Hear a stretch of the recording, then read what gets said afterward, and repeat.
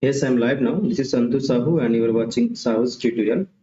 And in this tutorial here, I'll be covering some important MCQ questions for the upcoming MPSET exam. You all know that I am conducting 500 MCQ series for the upcoming MPSET exam. This is the part 3. Earlier, the previous two videos, I had discussed more than 50 important MCQ questions. And in this video here, I'll be covering more than 50 important questions as well. So do join quickly and let me know if everything is okay, and let me share the link in the Telegram channel. Those who have not joined yet, you can join the Telegram channel. Okay, you can join the Telegram channel. Then you will be updated regarding the classes. So here in this YouTube video, I'll be covering here some important MCQ questions for the upcoming MPSET exam. This is part 3. I am conducting here 500 MCQ series. Good evening, everyone. Is everything okay? Please do let me know. Okay, yeah, I'll be covering MPSET. Okay, some 500 MCQ questions I am conducting here, and this is the part 3. I'll be covering here. I'll be covering here some important MCQ questions for the upcoming. Okay, for the upcoming MPSET exam. I think everything is okay. I think everything is okay. So I'll be covering here. Good evening, everyone. Those who have not joined yet, okay, you can watch the session. It will be available in the playlist. So this is here. This is Santu Sahu, and yeah, everything is okay. So let's begin the sessions here. Okay. Definitely it will help you to crack the exam. And here is your first question on your screen. This is question number 51, because I told earlier that I had already completed 50 important MCQ questions along with the explanation. So this is question number 51. I'll be conducting 500 MCQs for the upcoming MPSET exam. This is part 3. And here is your first question on your screen.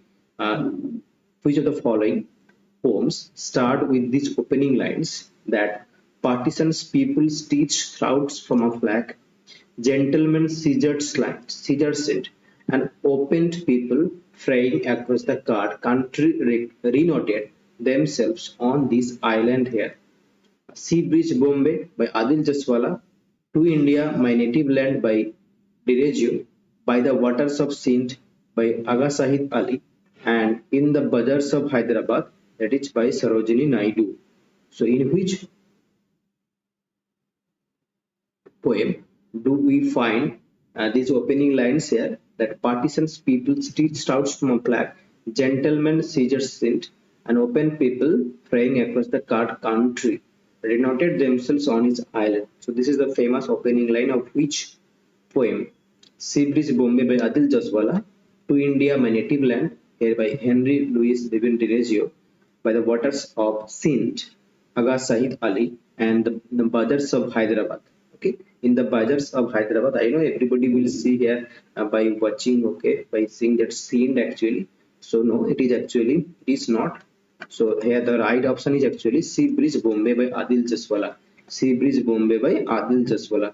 Sea Breeze Bombay by Adil Jaswala is the right answer. Sea Breeze Bombay is a partisan story. So this is a partisan story as well as a history of Bombay written by Adil Jaswala. Sea Breeze Bombay is a partisan story as well as a history of Bombay written down by Adil Jaswala. Tracing the history of Bombay, he goes back to partisan tales, odes, trauma, and therapy, which it disrupted the subcontinent and Raphael as a field wind, a cyclone uprooting the people from their roots of nativity, culture, ethos, snapping connectivity, access from Rawalpindi, Lahore, Peshawar to India and vice versa.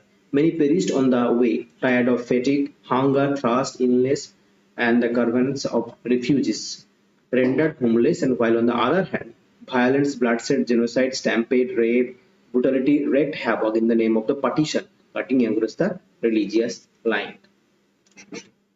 So, next question. Which of the following thinker concept which rightly matched here? Which of the following thinker concept pairs is rightly matched here? Stanley Fish reader response, Jacques Derrida new historicism, Northrop Frye practical criticism, I.A. Richards archetypal criticism. Easy one. Which of the following thinker concept pairs is rightly matched here? Okay. Which of the following thinker concepts pair is rightly matched?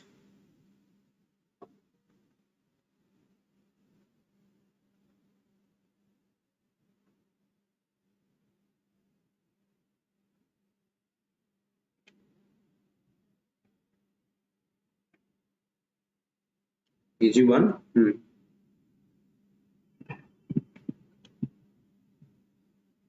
Chalo. Excellent, excellent, excellent. Everyone, right here. Stanley Fish, reader response. Excellent. So this is a reader response critic Stanley Fish. So next question. Peripetia means okay. Peripetia means you know that you are also being prepared for CUTPG. Yeah. CUTPG aspirants. Okay. I have to remember that you are also being prepared. Okay, by these questions. Okay. Don't think that okay, I am not preparing for CUTPG. These questions are also important for CUTPG. And they get the questions, okay, even in CUTPG, okay, for the CUTPG I'll be okay making this kind of questions, okay. 1-2 questions are for UGC NET and SET exam, but okay, many questions will be for CUTPG as well. These are suitable. Peripetia, purgation of emotion, tragic flow, reversal of fortune, recognition of error. Yeah, it is reversal of fortune. Excellent. Subhrangshu, excellent. Subhrangshu, reversal of fortune. Reversal of fortune here, peripetia is reversal of fortune. Okay. Okay. Reversal of fortune is the right answer. Okay. Okay. Excellent. Here is question number 54. Who among the following is a writer of historical romances? A writer of historical romances. And I am giving a clue. He has written Ivanhoe, the most classic one. Emily Bronte, Jane Austen, Walter Scott, Walter Savage Landor. Who among the following is a writer of historical romances? These are questions even for important for CUTPG as well. Okay. So who among the following is a writer of historical romances? Here 54 is on your screen. 54 is on your screen. Do answer in the comment box. Do like the session as well. Okay. Who among the following is a writer of historical romances? Here. Okay, excellent Subhrangshu, excellent. Historical romances here. Yeah. Walter Scott is that. Excellent. Excellent Saurabh as well. Walter Scott has written historical romances and its famous one is Ivanhoe. Ivanhoe, okay. Ivanhoe is a romance, so probably having the subtitle probably a romance. Okay. Check it once more. A romance, probably the subtitle. Ivanhoe, the Walter classic one. So here historical romances were written by Walter Scott. Walter Scott is a Scottish historian, novelist, poet, and playwright. Many of his works remain classics of European Scottish literature, notably Ivanhoe, Rob Roy, Waverley, Old Mortality, The Heart of Midlothian, The Bride of Lammermoor, and along with the narrative poets like Marmion, The Lady of the Lake, he had a major impact on European and American literature. Excellent, everyone. So here Walter Scott is the right answer. Which critic made scathing attacks, okay, on T.S. Eliot in 1920s, wrote a standard introduction to Aristotle's Poetics, okay, and is the author of The Decline and Fall of the Romantic Ideal.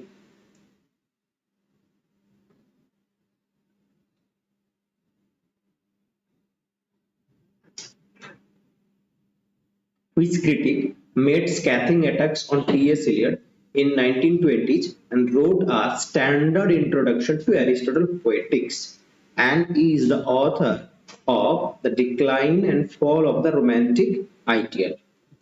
J. Lois, F.L. Lucas, F.R. Lepage, L.C. Knight, who has made a scathing attack on T.S. Eliot in 1920s and has written The Decline and the Fall of Romantic Ideal, as well as he wrote a standard introduction to Aristotle's Poetics.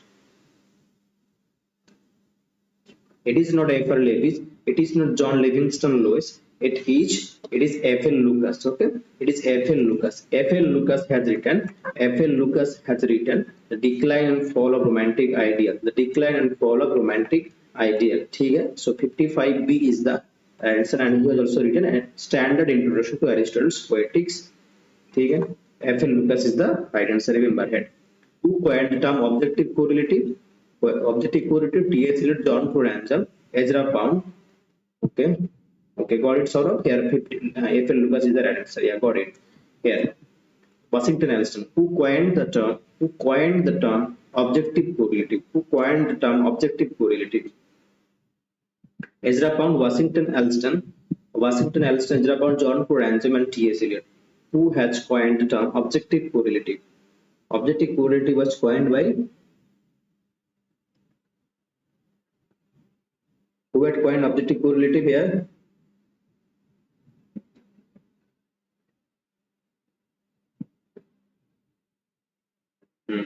I knew Subramshu will answer it. I knew it will be answered like this. Okay. I knew it will be like this. Okay.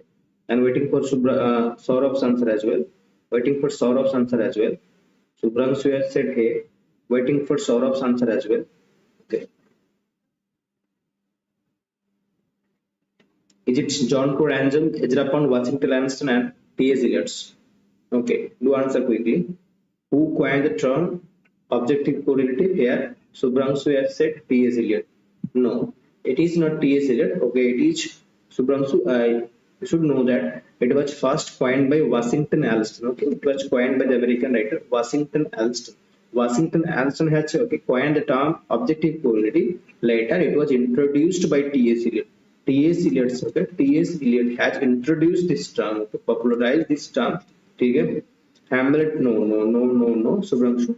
So T.S. Eliot is the right answer. Okay, Washington Alston is the right answer. T.S. Eliot had introduced, this term objective correlative, but coined, did the word coined. So here this one, Washington Alston is the right answer. And here is the explanation. The term was coined by the American painter and poet Washington Alston. Okay. So, and was introduced, by T.S. Eliot rather casually into his essay Hamlet and His Problems, 1919. Its subsequent book in literary criticism, Eliot said, by the way, the term was coined by here the American painter and the poet Washington Alston and was introduced by T.S. Eliot in his essay Hamlet and His Problems that was published in 1919. Got it? Okay. Next question. Who introduced the phrase the empire rights back to the center? Earlier I had discussed the empire rights back to the center. Edward Said, Salman Rushdie, Bill Ashcroft, Chinua Achebe. Who introduced the phrase, like the empire rights back to the center? Edward Said, Salman Rushdie, Bill Ashcroft, Chinua Achebe. Who introduced the phrase here? The empire rights back to the center.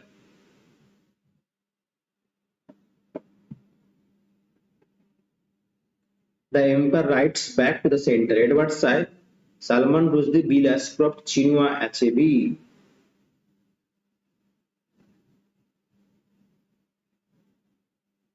The empire rights back to the center.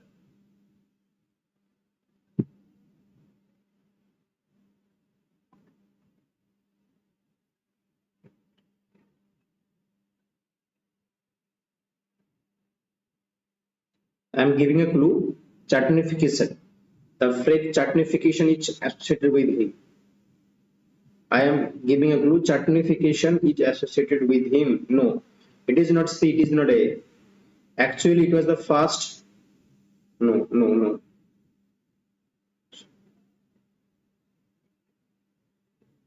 I knew everybody will answer like Bill Ashcroft, but it was first introduced. Who introduced the phrase? That is with Salman Rushdie. Yeah, Salman Rushdie. Yeah. Remember that empire rights back to the center. It was introduced by Salman Rushdie. Okay, and the empire rights back to the center is a phrase originally used by Salman Rushdie as he was punning on the empire strikes back, the famous American TV show. Empire rights back to the center is a phrase originally used by Salman Rushdie. Chutnification. Salman Rushdie. Salman Rushdie. Chutnifications. Which poem has the following line? We can die by it if not by love. Famous one, Ulysses, Andrea Del Sarto, Canonization, My Last Dashes. Which poem has the following line like we can die by it if not live by love? This is the famous line from which poem? We can die by it if not live by love.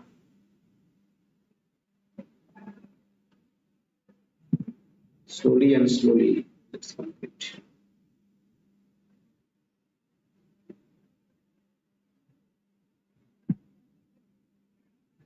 Okay, Subramsu is saying that Andrea Del Sarto. Okay, B. No, no. B was the last one. Okay, B was the last one. 57. Okay, got it, Subramsu. You are now. Yeah, C. Okay, B was the last one. Answer of the last 57. Okay, got it, Subramsu. You are absolutely right here. It is from canonization. It is from canonization. Excellent, Subramsu and Saurabh as well. It is from canonization. That is, we can't die by it if not by live by love. These lines are from canonization. Got it, Subramsu. Okay. So this is the stanza here that begins with "We can die by it." Another stanza. It is not the opening line, so it's a stanza. We can die by it if not live by love, and if unfit for taunts and hurts, a legend we will be fit for hearts. And if no piece of chronicle we prove, we will build in sonnets, pretty sonnets. We will build in sonnets, pretty sonnets. A well wrought urn. The well wrought urn has been taken from, you see, the well wrought urn from the well wrought urn is a work by Clean Brooks. Okay, is a Clean Brooks. ठीक है? Clean Brooks, the new critic, the well wrought urn has written. Okay, and the title has been taken from this book, that is from these lines, as well wrought urn. Okay, the well wrought urn is a book by Clean Brooks, the new critic, that was published in 1947. ये remember 1947 में published हुआ था, ठीक है? Okay, 1947 में याद तो रहेगा, 1947 में well wrought urn published हुआ था, new critic Clean Brooks has written, ठीक है? Remember, and its opening line is "For God's sake, hold your tongue." Its opening name of the and its the poem's opening line is "For God's sake, hold your tongue and let me laugh."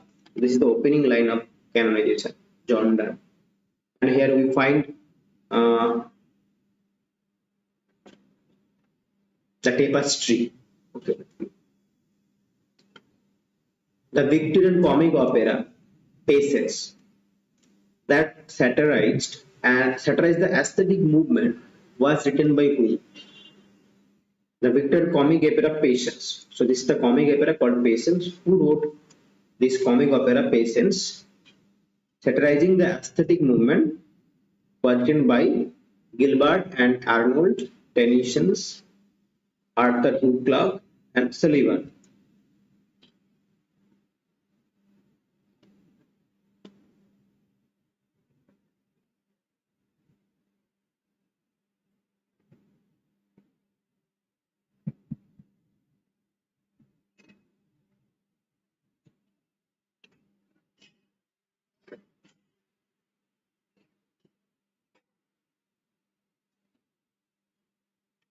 Remember Gilbert के साथ हर time ना सलीवन रहता है, ठीक है? Gilbert, okay, Gilbert and सलीवन.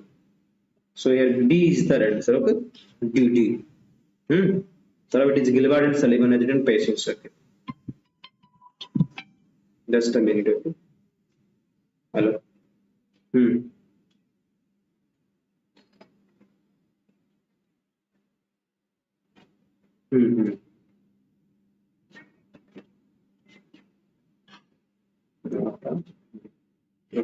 NOTA आठटा 50 NOTA ऐसे देखते गए 8:50 को नोटा 8:50 থেকে नोटा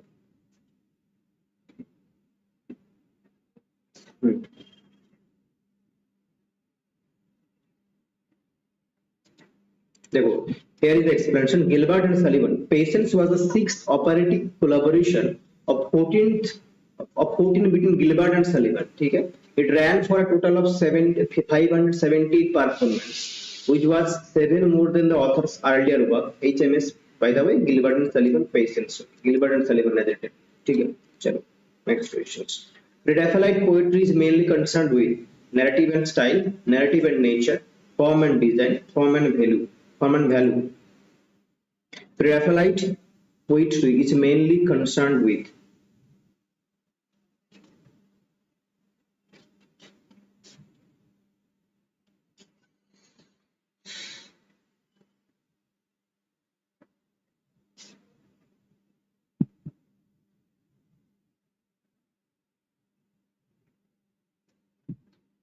यूजीसी नेट का सेशन, मतलब यूजीसी नेट के कोर्स लॉन्च होने के बाद इतना फ्रीक्वेंटली इतना फ्रीक्वेंट सेशन तो नहीं रहेगा, लेकिन सेशन रहेगा, ओके, क्योंकि UGC net some students have already enrolled with their name, okay, for the upcoming UGC NET exam.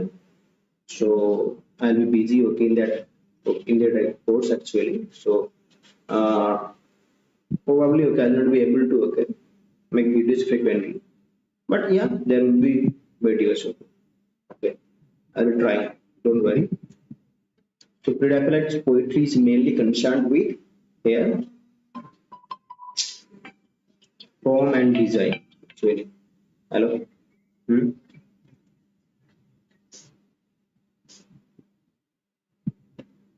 আটটা আটটা আমার 11টায় পড়ানো আছে সেখানে, তো আমি 1 ঘন্টা কোথায় বসবো?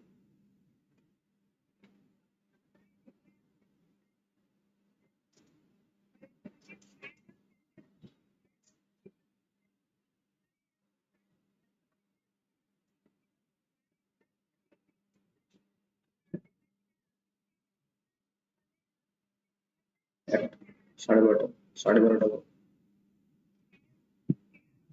হুম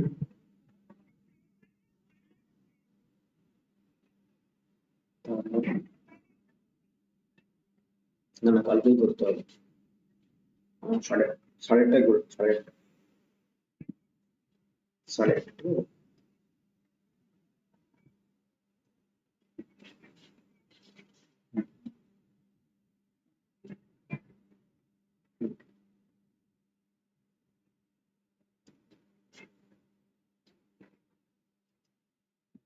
Form and design, okay, form and design. Pre-Raphaelite poetry is mainly concerned with form and design. Next question. So, who was the French playwright who wrote the Declaration of the Rights of Women in 1791? Marie Antoinette, Joan of Arc, Olympias de Gaulle, Simone de Beauvoir. Who was the French playwright who wrote the Declaration of the Rights of Women in 1791?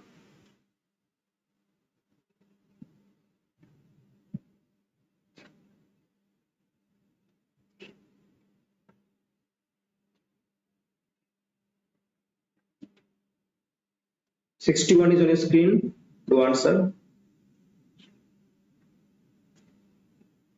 बाकी सब कहाँ गए आज? Anindita, Rao, Godot. I think I had posted that I'll be making videos for Mednapur Autonomous College. That's why probably they thought that okay, I'll be making. Excellent, excellent. Declaration of the Rights of Women in 1791. Excellent. Here C is the right answer. Excellent. So C. Excellent. So from 61. So C is the right answer. When did First Wave of Feminism, also known as the Suffragette Movement, begin? इसको याद रखना है, ठीक है? I'll be giving a clue here to remember. The First Wave of Feminism, also known as the Suffragette Movement, began 1776, 1848, 1920, 1960. First Wave of Feminism. First Wave of Feminism.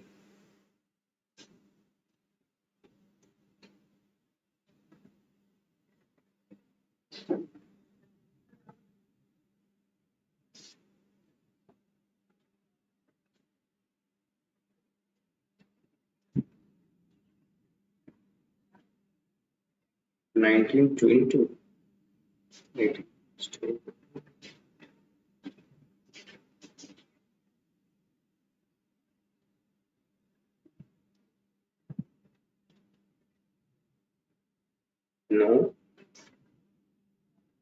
सुब्रमसु बोलो, प्री-रैफेलाइट movement कब start हुआ था? प्री-रैफेलाइट मूवमेंट कब start हुआ था? बोलो. When did the first wave of feminism, also known as the suffragette movement, begin? Now you tell me, everyone, Saurav and Subramshu, Pre-Raphaelite movement कब start हुआ था? 1848. Yeah. So 1848 is the right answer. Okay, 1848. Okay, the first wave of feminism उसी साल में ही हुआ था, ठीक है? 1848. This is how we can remember. Okay, 1848 is the right answer. First wave of feminism. ठीक है? This one 1848 is the answer. Excellent. Got it, Subramsu. What is the another name? What is the another term for the first wave of feminism? What is the another term for first wave of feminism? Suffragette movement, radical feminism, intersectional feminism, postmodern feminism. What is the another term for first wave of 1848? So yeah, so 1848 is the right answer as well. First wave of feminism took place in 1848. Yeah. What is the another term for first wave of feminism here?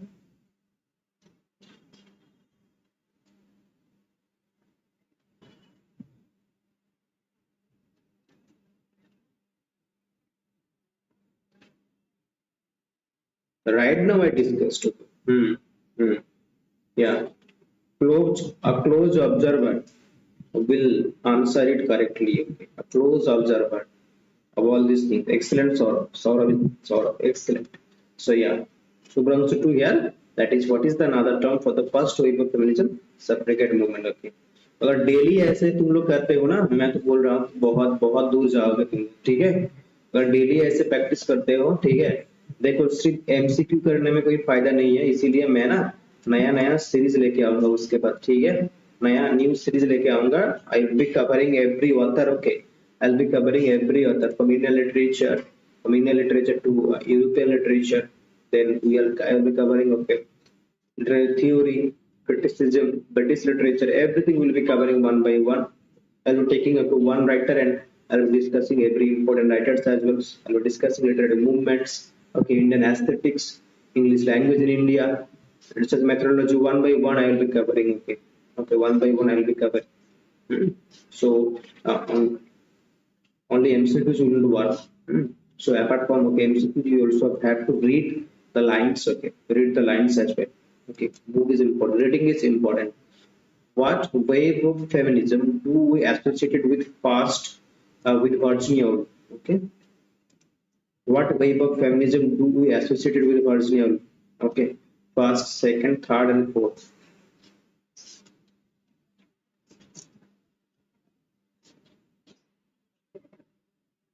What wave of feminism do we associate with Virginia Woolf? First, second, third, and fourth. ठीक है?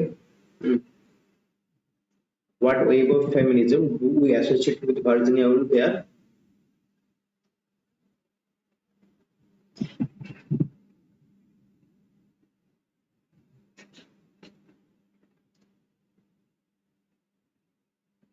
Virginia Woolf is actually associated with first wave of feminism. No, it is not second. First wave. Okay, first wave. Virginia Woolf is associated with first wave. First wave. First wave of feminism. Who among the Victorians is called the prophet of modern society? जिसने लिखा है सीसम and लिलिच. जिसने लिखा है सीसम and लिलिच. Who among the Victorians is called the prophet of modern society? The prophet of modern society. Ruskin, Muscaline, Macaulay, Arnold. इसने लिखा है सीसम and लिलिच. 65 is on your screen. Virginia Woolf is from first wave of feminism. Okay. Who among the Victorians is called the prophet of modern society? Sesame and Lilies. Thomas. Excellent. Excellent, Subramsu. Excellent. No, it is not Thomas Carlyle. It is Ruskin. Okay, so Saurabh, it is Ruskin. Okay. I had replied you. Okay. Have you seen the message? I had replied you. I had not okay seen that message. Okay. I just only read your message. Okay. Started at midnight. Then I replied to you. Okay, have you seen the message that I had replied? So Ruskin is the right answer. Okay, Ruskin. Okay. Yeah. You don't need to delete. Okay, you don't need to delete here. Okay, because man makes okay, mistakes. Okay, these are common thing. Okay, make mistake okay, and then learn. Okay, that is common thing. Okay, that is not a fact. Okay, and you are not showing here anyone. Okay, you are just learning one by one. Okay, so Ruskin is often considered as the prophet of modern society, which passed two lectures, that is in Sesame and Lilies, give his views on wealth, books and education, labor, women's sphere, and human society. Just learn. Ruskin is often considered as the prophet of modern society. His first two lectures in Sesame and Lilies give his views on wealth, books and education, and labor, women's sphere, and human society. So this one is the right answer. The Fairy Queen is based on Utopia, Total Smithsonian, Mordy Arthur, and Orlando Furioso. Utopia.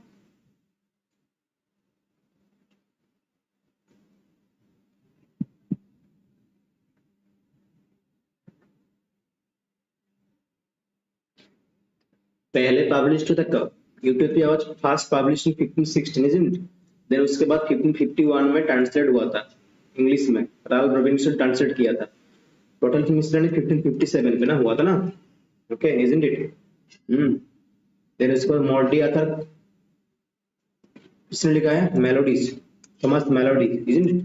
Thomas Mallory has written, okay. Thomas Mallory is Mordy Arthur. Fairy Queen is based in, and Orlando Furioso is by Ludovico by Ariosto. Okay, Ludovico Ariosto. Ariosto has written, okay, Orlando Furioso. Now the Fairy Queen is based on Utopia, Total Smithsonian, Mordy Arthur. So Thomas More's Utopia. Here Thomas More's, okay. Thomas More's Utopia, published in first in 1516, then it was translated into English in 1551 by Ralph Robinson. Okay. Total Smithsonian was published by Richard Total, that's why it is named as Total Smithsonian. Here, okay, it is published in 1557. Mordy Arthur, Thomas Meredith's Mordy Arthur. It is Orlando Furioso. Okay, Orlando Furioso is the right answer. So it is D. Okay, Ludovico Ariosto, Orlando Furioso had influenced Fairy Queen Spencer. Has influenced Spencer to write the Fairy Queen. Orlando Furioso is the right answer. The world of the Fairy Queen is based on the English Arthurian legend, but mark of the language, spirit, and style of the piece draw more metal and epic, particularly Ludovico Ariosto's Orlando Furioso. ठीक है? Mass of the language, spirit, style of the piece draw more on Italian epic, particularly Ludovico Ariosto's Orlando Furioso. So this is the right answer. Okay, I think most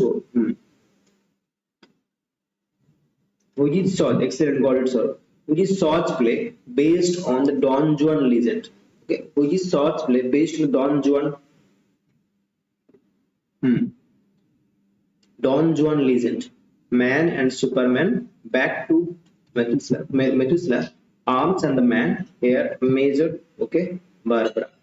Okay, which is short plays based on the Don Juan legend. Man and Superman, back to Methuselah, arms and the man, measured Barbara.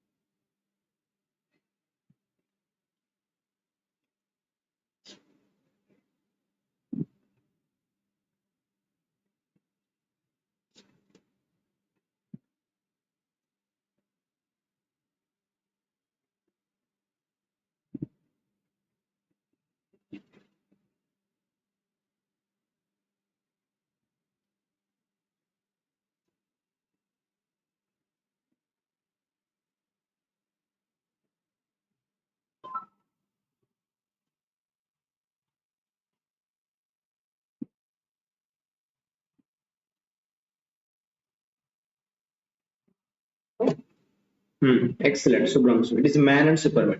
Man and Superman is the right answer.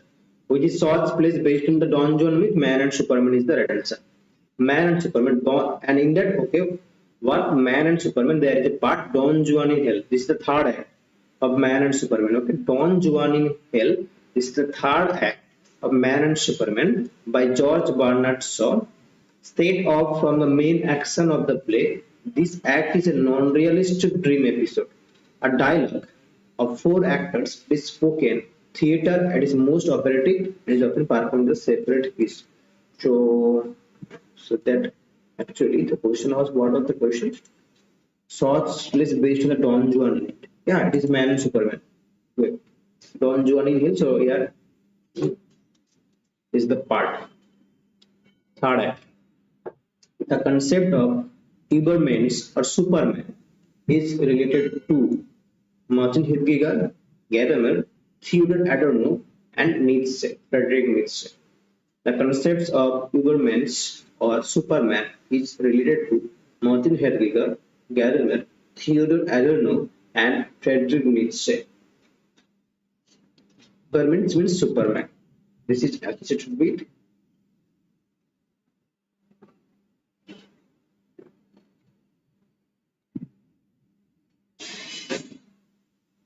and even those posts I provide in my Telegram channel. Okay, you should also read those things. Yeah, excellent, Subramsu. It is D. The concepts of Ubermensch or Superman is related to Nietzsche, Friedrich Nietzsche. Excellent, Subramsu. So the Ubermensch is a concept in the philosophy of Friedrich Nietzsche in his book Das spoke Zarathustra. Das spoke Zarathustra. Okay. And Nietzsche has its character. Zarathustra posited the Ubermensch as a goal for humanity to set for himself. The Ubermensch represents shift from, it is given here, जो भी है, but the Ubermensch is actually concepts, Superman concepts by here Friedrich Nietzsche. Got it, sir?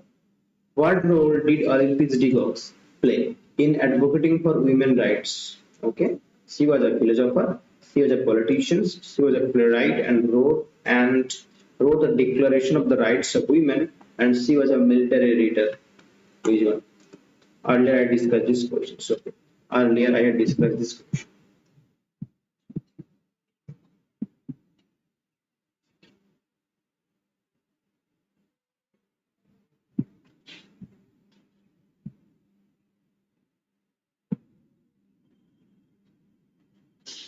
What role Olympics Diggox play in advocating for women's rights?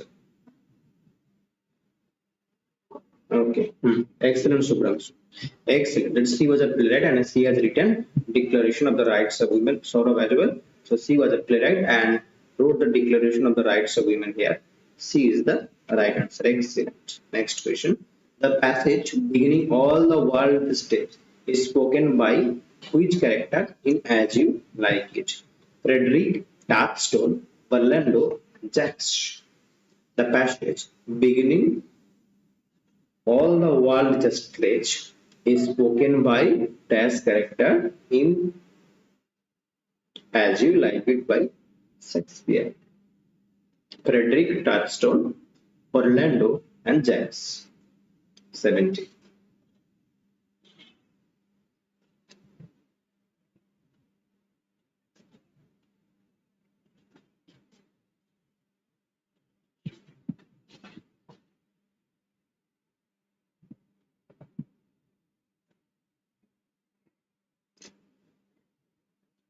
Okay, Saurav is saying Orlando. No. It is the Jax the Melancholy. It is the Jax the Melancholy. Okay, Jax the Melancholy is Jax. Okay, all the world is a stage, and we are merely players, isn't it? And all the men and women merely players. All the world is a stage.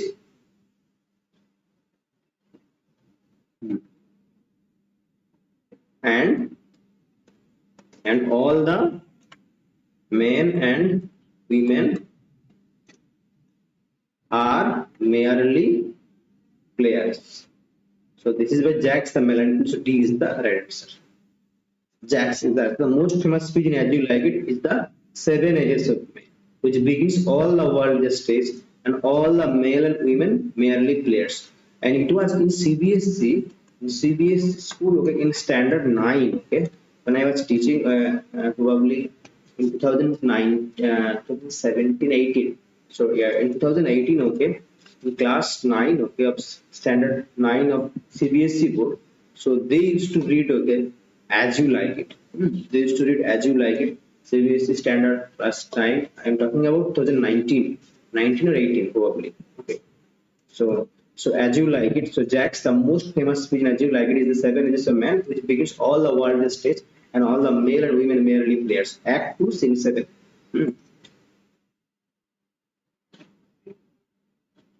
Alan Ginsberg's vision of America.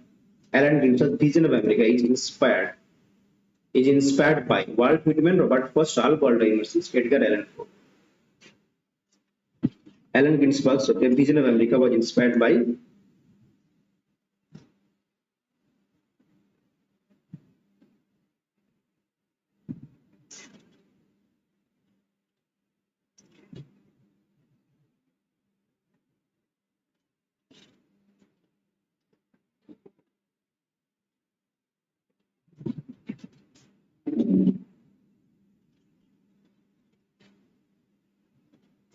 actually here Allen Ginsberg was heavily influenced by the works of Walt Whitman. Walt Whitman had influenced Allen Ginsberg. And his famous poem is The Howl.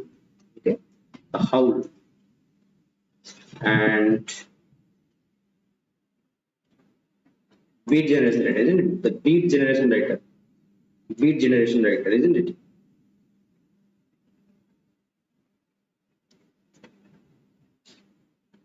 It is Allen, A-L-L-E-N.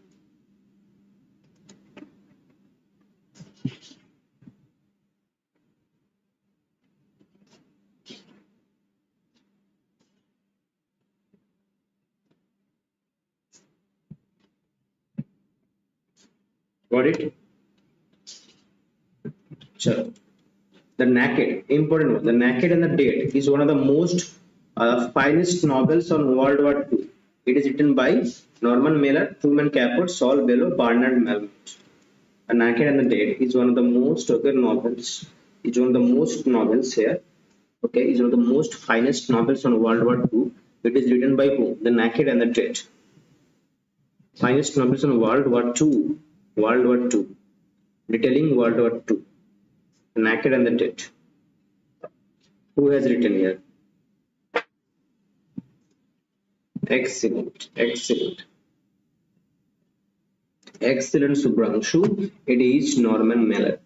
Norman Mailer has written, okay, excellent. Here, The Naked and the Dead, Norman Mailer. Excellent. That is detailing World War II. Excellent, Subrangshu. The Naked and the Dead is a 1948 novel written by Norman Mailer. The events in the narrative describe the author's experience as a member of the American cavalry during the World War II. And Mailer's novel is divided into 4 parts: Wave, Argyll and Mold, Planned, Phantom. Planned and Phantom and Wake. It is set in a fictional island called Anopopi in South Pacific, where the Americans fight to defeat the Japanese forces. Okay.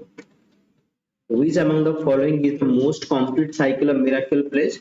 Waterford cycle, York cycle, Ludus conventual, Townley cycles. Which among the following is the most complete cycle of miracle plays?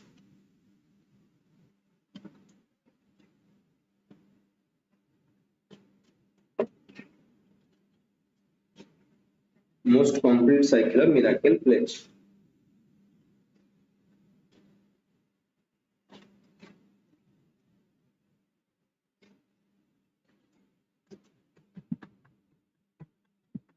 It is York cycle. Okay, yeah. Got it. Yeah. So from 6, it is York cycle. It is York cycle is the right answer. Yeah. Miracle place. 48. Saurabh. Excellent as well. This is York cycle. Yeah. The cycle plays were one of the most important forms of literature during the Middle Ages. We dramatized stories from both the Bible, both the Old and New Testament of the Bible. The biblical story was divided into small episodes and was performed by town guilds, with each guild performing one peasant across different staging points in the city.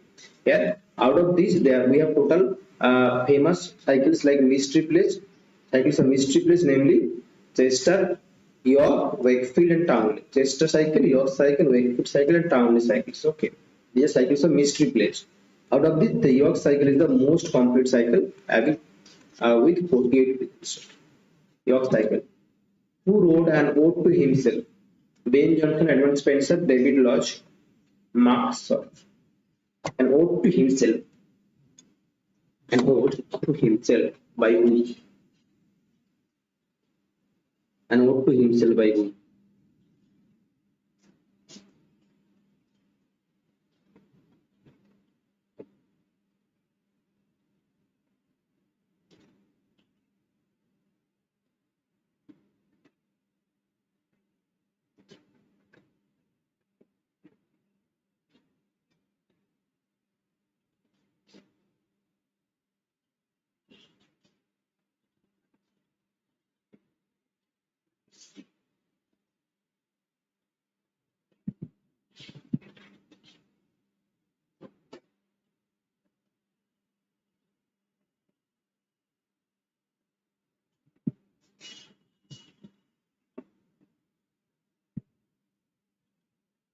Excellent. It is Ben Jonson.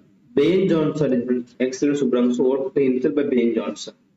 After the failure of one of his plays, Ben Jonson wrote an ode to himself, describing the numerous disappointments he faced in his career as a playwright. An ode to himself combines the thematic and stylistic aspects to both oration and the pindaric ode, where the poet gives an unflattering account of the contemporary theatre and audience, which according to Johnson could not appreciate in good plays. In the final section of the poem, Johnson expresses a desire to switch from writing plays to composing poetry. The ode emphasizes the idea that writers must continue to pursue their craft regardless of criticism they might face. Okay, and up to himself by Ben Jonson. Identify the critic who is the source of the title of Julian Barnes' novel, The Sense of an Ending. Julian Barnes has written, okay, the novel The Sense of an Ending. Identify the critic who is the source of the title of Julian Barnes' novel, The Sense of an Ending. Malcolm Bradbury, Frank Kermode, David Lodge, and Mark Sorer. Identify the critic, okay, who is the source of the title Julian Barnes' novel, The Sense of an Ending. Malcolm Bradbury, Frank Kermode, David Lodge, Mark Sorer. 75 here on his scale.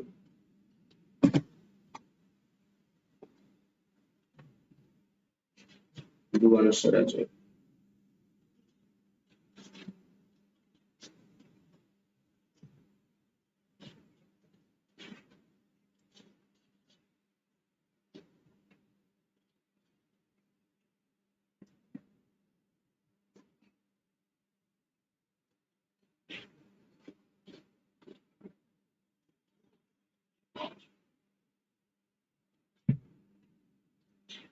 Yeah, this is Frank Kermode.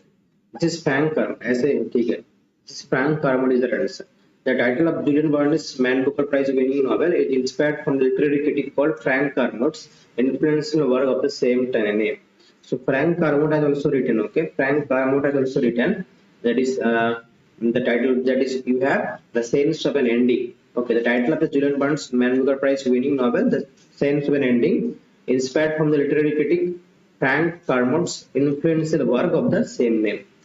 In his book, The Sense of the Ending, Studies in the Theory of Fiction, Kermode delineates the ways in which readers approach the genre of fiction and how they use literature as a means to make sense of their lives. Okay? By analyzing the works of diverse authors such as Shakespeare, Joyce, Beckett, among others, Kermode points out how fiction has always played a significant role in understanding our place in time in relation to the past and the future. So Julian Barnes' Man Booker Prize winning novel, that is The Sense of an Ending, has been influenced from Frank Kermode's influential work of the same title, same name. Who among the following first used the iambic pentameter? John Skelton, the Earl of Surrey, Thomas Wade, Edmund Spenser.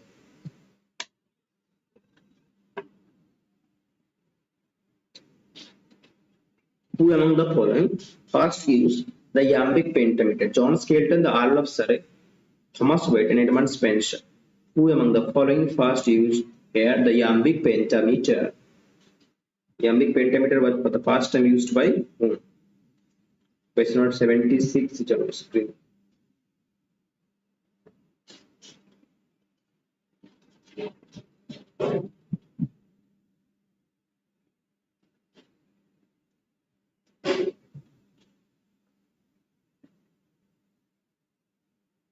It is easy one. It is easy one. No. It is the Earl of Surrey, Henry Howard. Okay. Henry Howard. Okay. Henry Howard, the Earl of Surrey. So B is the right answer. So B is the right answer. The iambic pentameter refers to a metrical structure used in verse where each line consists of 5 metrical feet with one unstressed syllable followed by a stressed syllable. Okay. Henry Howard or Howard, the Earl of Surrey, is considered as one of the pioneers of English poetry because of the changes he made in rhyming scheme of the sonnet and his use of the iambic pentameter in blank verse. Henry Howard, the Earl of Surrey. Who wrote the novel A Clockwork Orange? A Clockwork Orange. Here, Okay. It was B actually. Yeah, sorry. Yeah, excellent. A Clockwork Orange, Lawrence Duell, John Fables, Anthony Burgess, George Wilson. Clockwork Orange. It's a dystopian work. It's a dystopian work. Okay? Dystopian novel. Okay. Clockwork Orange. Excellent, Subramsh. Excellent. Anthony Burgess. Clockwork. Anthony Burgess has written excellent. Anthony Burgess has written Clockwork Orange. This is a dystopian novel. The novel Clockwork Orange by Anthony Burgess in 1962. It is set in a dystopian future where the protagonist Alex recounts his violent past as a teenager when he was the leader of a gang of criminals and his subsequent stay in state's institution. Burgess' novel is written in a highly experimental style with use of the word Alex described as Nadsat, or a mix of Russian archaism and neologism. Okay? Who wrote, I describe not man but manners, not an individual but a species. Lawrence Stans, Henry Fielding, Daniel Defoe, and you have Jonathan Swift. I describe not man but manners. Okay? Not an individual but a species. Who has written these lines here? Who has written these lines here? Who wrote, I describe man but manners, not an individual but a species.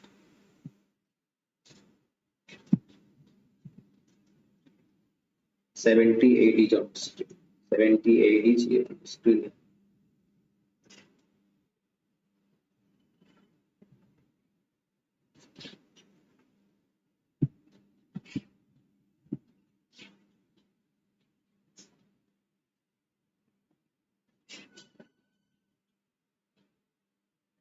It was written in Joseph Andrews. It was written in Joseph Andrews. The novel Joseph Andrews. Okay. Joseph Andrews was written by Henry Fielding. Henry Fielding, Joseph Andrews is the answer. In book 3 chapter of his novel, Joseph Andrews, Henry Fielding writes, I describe not man but manners, not an individual but a species. Okay. Joseph Andrews is actually the first novel of Fielding. It's a comic epic which narrates the story of the eponymous woodman Joseph. Okay. This is Henry Fielding, Joseph Andrews, where I describe not man but manners, not an individual but a species. Next question. 79 here. Which poem of T.S. Eliot has the following line that after such knowledge, what forgiveness? After such knowledge, what forgiveness? For what credit? Sweeney agnostics among the nightingales, or Jeronson as witnessed.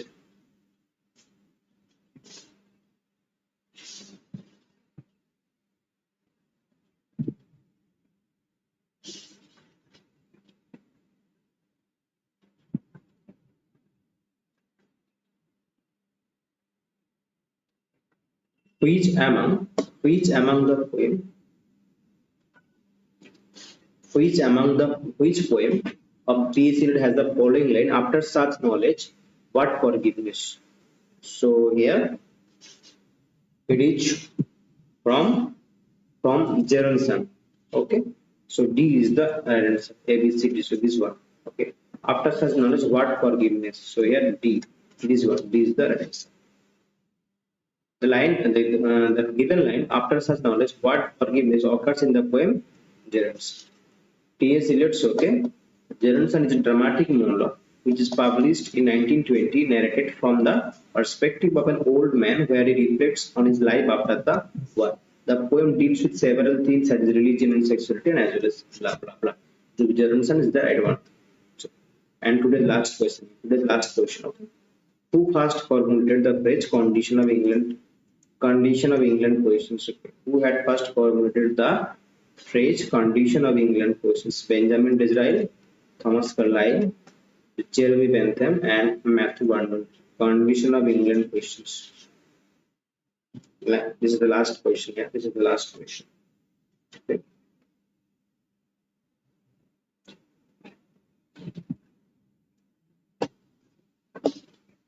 Who first formulated the phrase condition of England questions here? Benjamin Disraeli, Thomas Carlyle, Jeremy Bentham, Matthew Arnold, and so what would be the right answer here? This is the last question. This is the last question. Who first formulated the phrase condition of England questions? So,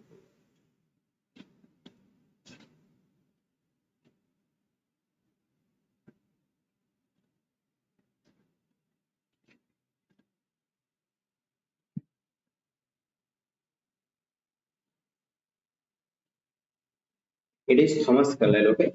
It is Thomas Carlyle. Thomas Carlyle. Okay. Remember, condition of the England questions. It is Thomas Carlyle. Remember, okay? It's an important question. Okay, it's an important question. The phrase condition of the England question was first used by Thomas Carlyle in 1839 to describe the general condition of the working class people in England during the Industrial Revolution. Remember this, okay? Remember. Yeah. The Industrial Revolution and the numerous changes that followed it dominated the minds of the people in the 19th century England, and writers like Dickens, Elizabeth Gaskell extensively documented the miserable living conditions of working class men and women through their writings. Carlyle was one of the writers who contributed to the growing debate of this here condition of the England questions by Thomas Carlyle. Okay, and writers like Elizabeth Gaskell, Charles Dickens, they were extensively documented the miserable condition of livelihood to the working class people, the miserable condition of the working class people in their writings, in their novels, particularly in their novels. Okay, so this was probably 30 important questions. Okay, I discussed along with explanations. I hope you have liked the session. I will be ending the session here. Thank you once again for watching the video and for your support and for your love and for your patience. Okay, thank you everyone, and have a good day or have a good night. So, good night. Good night. Okay, I'll be ending the session here. See you soon. Okay, let's end the session here. Let's end the session. Yeah. Good night, everyone.